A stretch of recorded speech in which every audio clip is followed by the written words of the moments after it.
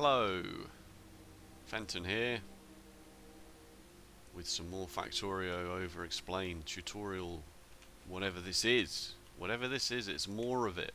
I've tidied the base up slightly, as you can probably see. I completely covered this iron and this copper patch with the method we talked about before, with the power poles exactly as far apart as they can be. The wooden power poles at least. This gives you enough coverage for this system. And if we go into the map and have a look at the power poles, we can see it's a nice square grid of power, except for this one down here. Look at this. That's going to bug the heck out of me, folks. It's going to bug the frickin' heck out of me. So I'll fix it. There we go. I can use that as an example. One more square this way, it doesn't work. One more square this way, it doesn't work. It's actually totally irrelevant. We look at that. It's not actually powering anything at all. There we go. I tidied up the base so that we could look at building some proper smelting columns. Now, we did this before, and I've done this to just automate some belts and some gear wheels and some circuits so that I can quickly build things that I need, like inserters and electric mining drills, just to stop the handcrafting nonsense. So let me pick up a bunch of these and build some more miners and some more inserters quickly. So you can see down here now, Control 2, thank you, that the handcrafting queue doesn't show the intermediate products because we've got them in our inventory. So that will just make things a bit simpler. And I've tidied up my toolbar as well. Just check I'm not muted. Yeah, I've tidied up my toolbar as well, just to use the things that we're going, just to have the things that we're primarily going to use in some vague order. Right. We need to talk about undergrounds and splitters, which are extensions of belts. Undergrounds are fairly simple. They come in pairs, and when you put the first one down, you are then prompted to put the second one down straight away. Yellow ones have an underground length of 4, well 5 I suppose, because it's 1, 2, 3, 4 and then the 5th one is where it spits out. And obviously anything that goes under here comes out the other end at the same speed. It doesn't magically appear. Let me use an inserter to... No, I'm not going to use an inserter, that would be a waste of time. Let me drop things on the belt to show you. And they come out the other end at the same speed they would have done. Sorry, just messing up my toolbar there. At the same speed they would have done were they travelling on individual belts, regular belts. There we go, you can see that there. So they're only useful for when you want to have belts interweaving or going... Why do I keep doing that? I think I'm playing Dyson Sphere in my head. I have to drop the thing first. But they're also very... Yeah, so when you want to have belts weaving for some reason, like this, you can do that. The handy thing about the undergrounds is that this, even though it looks like it's covered up, is actually perfectly accessible for an arm. This works, this works, this all works, which is, you know, a bit bizarre if you ask me. If I just give all this some power, for example, and tell it to make iron gear wheels and drop some iron on the thing, everything's going to be totally happy. And vice versa, I could, if this were enough space, which obviously it's not, so I've kind of broken it. If I do, I don't know, this for example, wait, this way around, and tell it to output onto this belt, that is also totally fine. As you can see. Give me all this back. I've demonstrated this enough. So you can do some cool stuff with like belt weaving. I keep breaking it by forgetting to put the thing down first. You know, like you can do stuff like this. for some reason, you might want to do that. There's nothing stopping you building on top, obviously. It would kind of invalidate the whole point of an underground. The other interesting thing to note is that if we zoom right in here, you can see that the side of this is covered. However, if you do connect it up like this, one half of it opens up. So if we do this, just to show you what gets output, if something drops onto this half of the belt, it's blocked off. Nothing happens. If something drops off on this half of the belt, it is open. It does drop onto this belt and then moves over. There are some uses for that in terms of balancing the individual lanes, which I will get to when it becomes relevant. But just be aware that, like this, for now, just be aware that this isn't going to put a stop to the belt. If you did want the belt to stop here, you would have to turn it like this. Otherwise, you might have an issue. There's more to talk about with undergrounds, but we'll come to that as and when. Splitters, deceptively simple. Again, I've seemed to have somehow overwritten everything on my toolbar by being an idiot and forgetting how the UI works. Splitters work much how you'd expect, but also with their own set of minutiae. As the products go to the splitter, it puts half on one and half on the other. But it does keep the lane. So obviously the belt's split into two lanes. I'm going to press Y to use yellow. So anything on this lane, it will respect that as the splitter puts half of it on this side and half of it on this side. So if we were to do this, it would do this. Of course. It doesn't care when one half is full. If one half is full, then 100% of it comes out onto the other side, which obviously, of course, has its uses. And splitters are also quite good for just, if you need a bit of extra space, you can do this. And again, inserters have no problem taking from a splitter, even though it looks like it wouldn't be able to get in there. It does know how to get in there.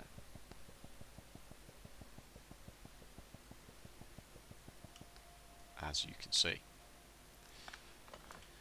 Splitters and undergrounds can be combined in a very neat way to make what we're going to make right now, which is a nice handy smelting column for our iron. And that's going to be over here, and this is going to be the start of the base proper.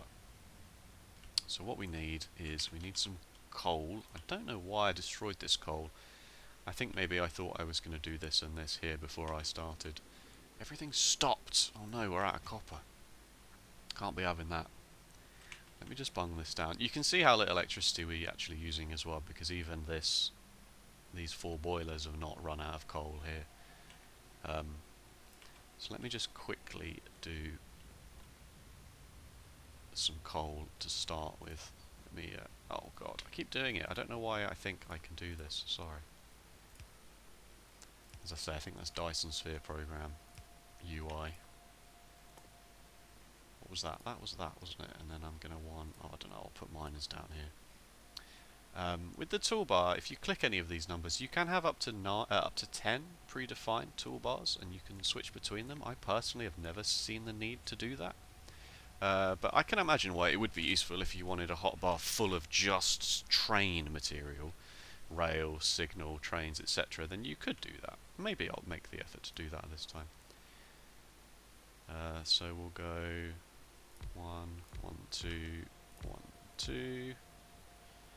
And that outputs onto about here. I've done it again, haven't I? Oh god. Must remember to put the thing down. And then this one can just go... What I'm doing is I'm just working out the best place to put it.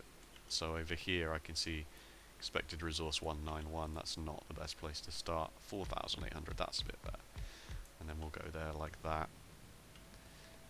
So then our power poles can just go like as far away as they need to, and then we can do the click and drag trick to put them exactly as far apart. And then the next set can go there, except I've run out. So let's quickly build some more. I ran out of iron gear wheels. Let me put a few more iron gear wheels in my inventory. Just put them all in. Just put everything in. I'm going to use it. There's no way I don't use it. While those are crafting, I'll go and get that copper that I said I was going to go and get. Ignore this, it's spaghetti. Don't do this. I just need some copper coming in. and I'll fix that momentarily. Ignore it. Don't look at it. If you don't look at it, it can't hurt you. Same with this. This needs some copper. That's some coal. My god, what is my problem? I can't. There. That should be enough iron to see us through while the smelting column gets built.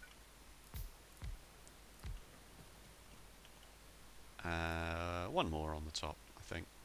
I like to make sure they're at least equal once I've started.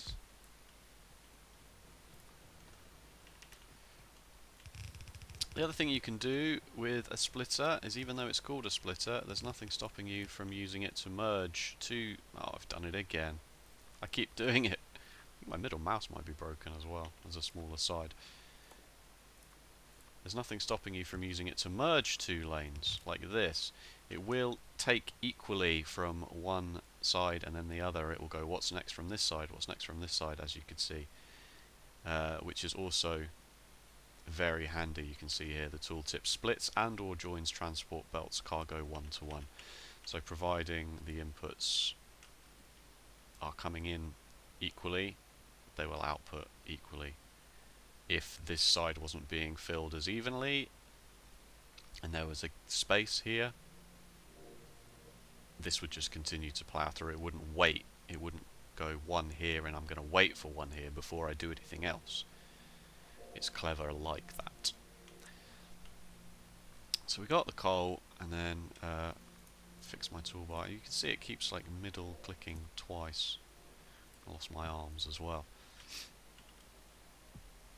Let's build some more arms. We're going to need plenty of arms. Keep going until I run out of one thing or the other. There. Okay. So let's move... Let's say we're done with this. Let's move this. So what we can also do then is build a very, very, very, very basic single belt balancer. Let's move this down one more. You can rotate belts when they're already on the ground, which can help you from doing this and making too much of a mess. This is a very, very basic balancer for this situation, and I don't... If you want to merge 4 belts into one, then obviously this is going to take from 2 belts equally. This is going to take from 2 belts equally, and then that's going to do that. So as we run this belt across, you can see that it is going 1, 1, 1, 1, 1, 1, 1, 1, 1, 1, 1, and it's fine. It's fine for now. I've done it again. I need a tutorial for how this works. Why can't I just pick up this from here, though? To be honest, why doesn't the UI work like that? Shouldn't it? Can't believe I have to put something down before I... Anyway. So let's bring the iron across. And we'll bring the coal up this way.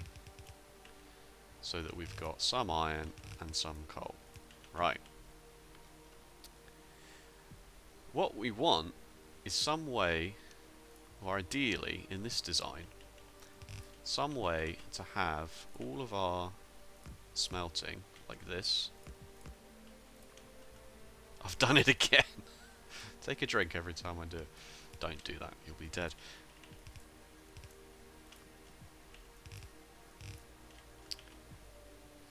So if iron and coal come in on this side, we'll get iron plates on this side of the belt, because inserters always output onto the far side, as we discussed.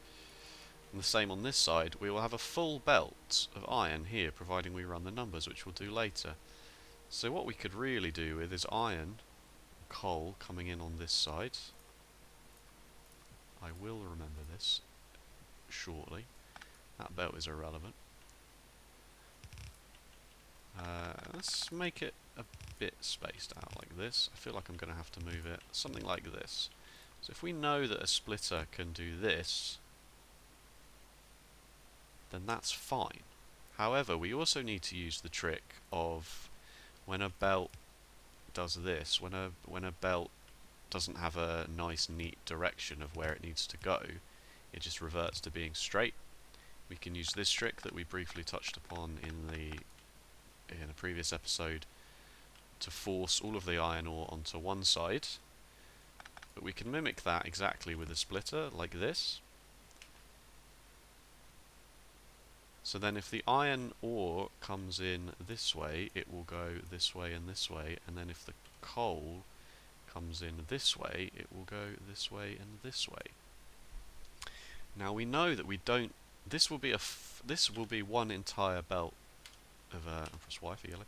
This will be one entire belt of iron ore coming in, and that's the number that we're going to try and work towards with enough of these smelters to use one entire belt of. That was some research.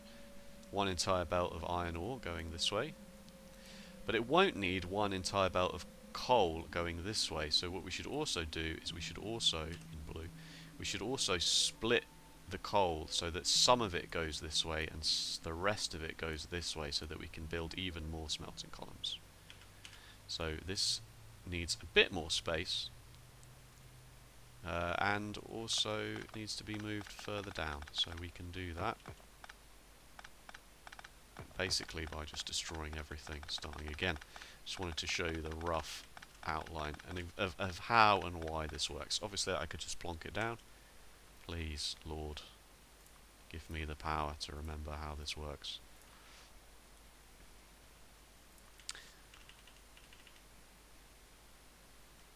Let me just open the tech tree and close it again to get rid of that flashing light. It's very distracting. Probably means... let's just build it here and we'll sort it. This definitely needs to happen like this. Correct. My cat is snoring, it's adorable. Oh, she snored herself awake. It's too bad I don't have my video cam on. As I say, I don't have the face cam on for this series because my desktop freezes whenever I do one of these operations.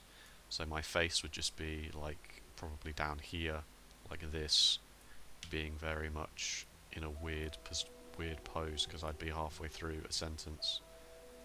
That's my hair. And it would be very distracting. It would be very distracting. Anyway. Iron ore this way, please. Coal. We'll build it this way. We'll build it in reverse so that we know exactly how much space we need. We want to split the line. Oh my god, I've done it again. We want to split the line in here and also have some of it go this way. And then some smelters need to start working. Whoops, no, I do actually need this. Some smelters need to start working. Also, we'll leave one space for power. And it oh, for God's sake, help me! And then it's never gonna be in the middle, just by virtue of the fact that this is too wide. So we'll say that that's gonna be where it starts, and then like this and like this. Can't believe I've had 1,000 hours in this game, but it's only taken me like 100 hours of Dyson Sphere to forget that you need to press Q before you start doing something else. And we can also use some undergrounds as well. The belt clicking and dragging mechanic is clever enough to know you want to go under something. So you can just do this. It doesn't work 100%. It can't read your mind to know exactly what you wanted, but in this scenario it's fine. So if we look here, and we'll do this, half the coal is going to go this way, and then half of this half is going to go on each side of this belt, so this would be a quarter of a belt, but it's going to use less than a quarter of a belt, and then when it gets backed up, it's going to move along like this, and then we need power. Again, there's no neat way to do this. You could either do power poles like this and this, which would at least be symmetrical, but then you lose a space here. You've got dead space. Space is not a factor, especially with the biters off. Like, you have infinite space. But we want a fully compressed belt, and we want to see that it's a fully compressed belt. So all of our outputs should be in a row, uninterrupted row, which does mean this doesn't reach quite enough. You do have to do this ugly thing here to make sure everything gets powered. Okay. But how many of these do we need? Oh no, it's math time. A stone furnace has a crafting speed of 1. So that means that the single operation is the 3.2 seconds that we talked about before. I can now make green science. My god, are we not ready for that? The single iron plate operation takes 3.2 seconds. Okay? This is a full belt of iron ore, as we discussed. We want this to be a full belt. We want it to consume a full belt. So you can see this is a full belt. It's going half this way and half this way. So it will be a full belt. We'll make this as long as it needs to be a full belt. But the question is how long is that? A belt is 15 items per second. Alright, let me get the text out now. It's time to get the text out. A yellow belt, we'll call that B, is 15 iron ore a second. One iron plate, I should say, takes 3.2 seconds. I can do the up and down arrows to make the font smaller. Look at that. Nice. So, one operation is 1 divided by 3.2. So that this is how many iron ore it takes a second. And if I quickly get my calculator out, I can tell you that that is 0.3125 iron ore per second. Per furnace. Furnace. So then, if we divide the 15 iron ore a second that we can move around, 15 divided by 0.3125, so we know that we can move 15 iron ore per second, and each furnace uses 0.31 iron ore per second. We just divide one by the other, and we get a 48. Okay? I hope that made sense for you. So this is that 15 iron ore per second on the belt. Let me just do this in I can't do this in yellow now because I've changed the thing. The 15 iron ore per second on the belt divided by the amount that one furnace will use per second gives us a nice round 48. So that means we can do exactly 48 stone furnaces in a row before all of our iron ore will run out. And then because it's a 1-to-1 ratio, 1 ore is 1 plate, that will also output 1 iron ore at 15 iron ore per second. So this is just a simple case now, going 1, 2, 3, 4, 24, that should be 24. I'm going to quickly use a little trick here for counting things, which is to open up the copy command, which you can use for various other things, but it's also very handy for copying, for counting, like this, 24 as we can see. Now I can copy and paste this over here, and it will put ghosties down, as we talked about before, when we were talking about planning, which will then help me, not that I'd have to count anyway, because obviously I would just stop where I've stopped there. And let's build this, shall we? This is a good example of why some people like to add a mod to add automation of building rather than having to hand build stuff like this. It's fine. I don't mind it. This can go all the way because that's going to be the plates. It's this particular operation that takes a little while. And this is the best way. Well, you could do it this way as well if you wanted. Do all of one half because all of the inserters are facing the same way. Have I got enough inserters? Yes, I was clever enough to build plenty. And then press R to rotate them, and then come back up this way.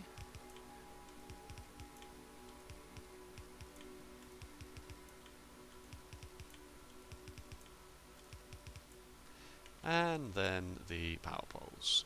Again, if we click and drag, I think it's going to be as ugly as sin, but we will see.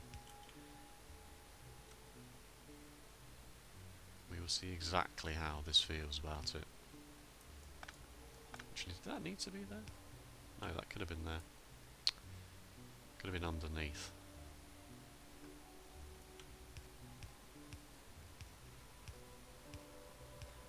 I mean, the game knows, but obviously it's not going to be symmetrical, which is arguably worse.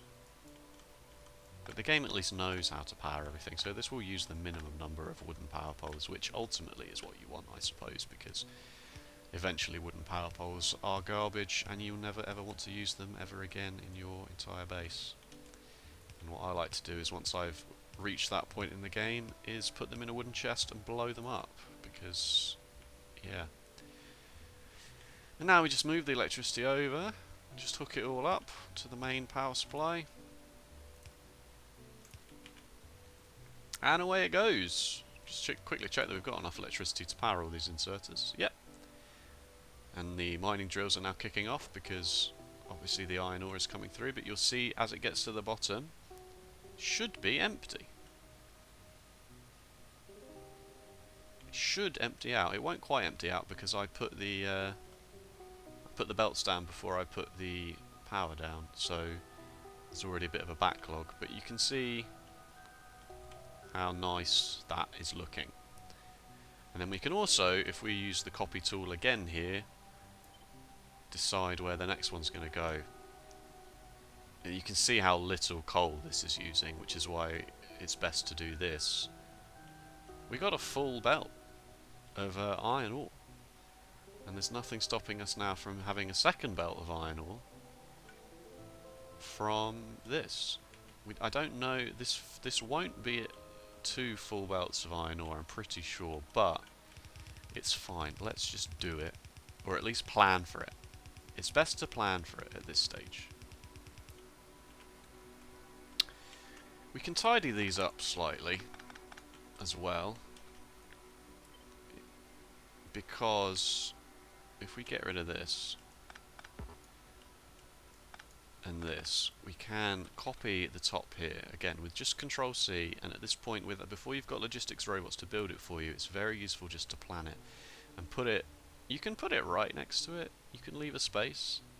I don't really know what's best. I suppose one space will just be nice, and then this at least shows you that the underground will, if we leave one space as well for the underground belt. And no, I didn't leave one space at all. What a liar. Consistency is what I'm about here. So now we've at least got a plan for a second belt of iron ore plates. And then obviously the extreme beauty of this design is it doesn't matter as long as what you feed in the top is a raw resource. You're golden. Has this box not run out of coal yet? No. Right. Let me say that we're done with this small little hack, and we'll do the same here with the copper. Can't reach. I'm not close enough to.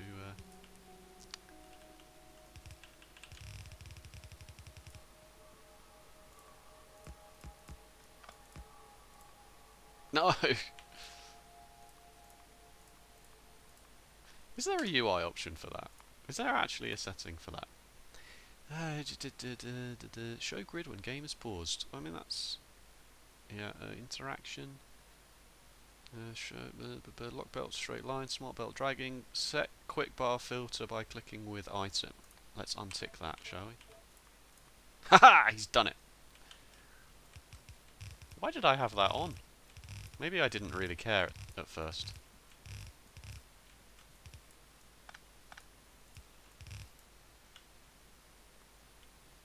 We've got a plan. We've got a vague plan for a base here, folks. But I'm not going to do this. I'll finish this off camera for you because you don't want to see me do this again. especially battling the UI. But we will have some belts of iron and copper, which we can use to start making I've run out of power. Oh Christ! That's why I put that splitter there, so that I could do this. So this is full, so everything's going this way. Thankfully there's a bit of a backlog, and this would be a very good example to show why you should use burner inserters here, because the burner inserters will still have enough power to move the coal about, as I spoke about in that episode. Look at this irrelevant piece of belt here. How shameful. Thank you so much for watching. I forgot to do the like and subscribe blurb at the start, didn't I? I'll do it now. I'll do it at the end. I always do it at the end. I just sometimes forget to do it at the beginning. Thank you so much for watching. We talked about we talked about the interaction between belts and undergrounds and splitters to some extent. There go the burner inserters, able to move the coal and kickstart everything without manual intervention from us. And we talked about the math of why your smelting columns are 48. The beauty of this is that once you get to this stage, advanced material processing, and you get these steel furnaces, which have a craft speed of 2, that scales nicely with the red belts that have a movement speed of 30. So everything basically goes twice as fast. You'll need twice as many. You would need twice as many burners with a belt that was twice as fast, but then because the furnaces are twice as fast themselves, it all just works out, which is kind of nice. And they're the same size as well, but we'll get to that. I'm jumping ahead a bit here. You see our coal is not quite filling up yet, but it will. It's fine, I'm not worried, and there's plenty more coal where that came from. Anyway, I was finishing up, wasn't I? Thank you so much for watching. If you enjoyed, make sure to let me know by leaving a like or a comment, and if you want to see more Factorio in the future, be sure to subscribe. Other than that, thank you so much, and I'll see you next time. Bye bye.